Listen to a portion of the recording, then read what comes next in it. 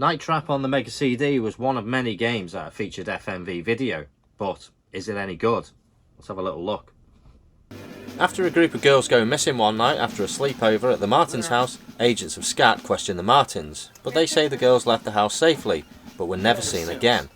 Your mission is to monitor the Martins' house to see what goes on in there. If you don't have the brains or the guts for this assignment, give the controls to someone who does. The girls should be pulling into the driveway. You're wasting time.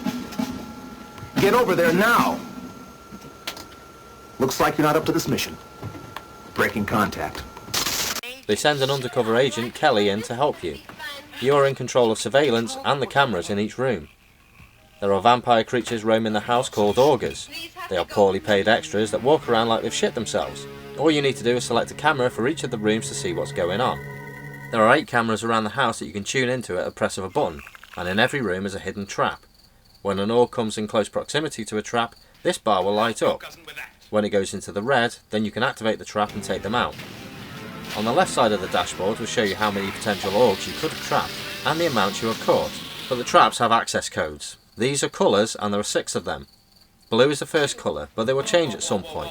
And this is where you need to listen into conversations to find out what the code has been changed to. But is this game any good? Well, not really. At the time, this was considered pretty cool, being able to switch views and watch real-time conversations like it's a TV series. But there are issues. First one is the obvious one, the graphics.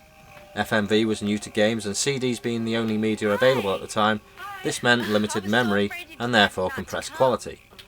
You can make out what's going on, but it's horrible to watch. The acting is terrible, and watching someone mime the Night Trap song into a tennis racket makes you want them to get caught.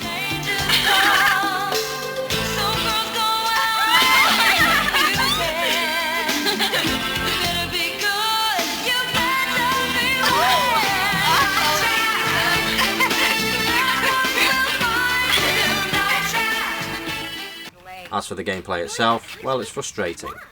The game expects you to listen into conversations to build up a story, as well as finding out the new access codes. The problem is, whilst you're trying to grasp what's going on, or waiting for a code to be revealed, augs are roaming around the house and capturing people. This means you can't listen into anything because you're rushing around trying to find the augs to set off the traps. If you let too many get away, then the commander will cut you off, and it's game over. The same happens if the code changes, and you don't know what it is. You then have to try each code and hope you get the right one fast, or you'll be disconnected. Even on a good run, there were far more traps missed than ones that were successful. And most of the time I viewed a room where the augs were just leaving, so I missed them again. This game is one of the few games that sparked off the age ratings, and soon became a cult classic. This later got a limited run release for various systems, including this one on the Switch. The images are now the original video in a resolution you can actually see. This makes the game a lot more playable, but still essentially the same old shit. I only paid a few quid for this download, as I didn't want to spend a large amount on something I'm not really into. Unfortunately, it's not something that's going to get you hooked. It's more of a nostalgic trip on how games were moving forward, and the Mega CD version is just a reminder of how bad it was. But critics at the time seemed to love this, with scores over 80%. But retrospectively, I give this game 38%.